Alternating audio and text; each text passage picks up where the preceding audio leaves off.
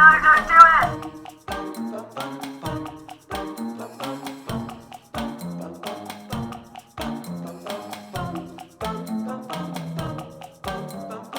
Okay, so you should be able to do this. It comes up halfway. So the top arrow, the light is going through the glass, and the bottom arrow, the light is going through the water and the glass.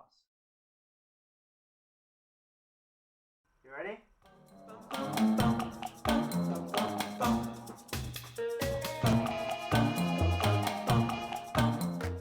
So if you take a diet one, okay, it works perfectly. Water's brilliant because it moves and it will change the forces. Managed to make it work. Pearly Oaks has also managed to make it work. Oh, that's brilliant. We've got 2 cans, 3 cans. Helen, Melissa, have you managed, or you just... No, we're not. We don't want to get it on the computer.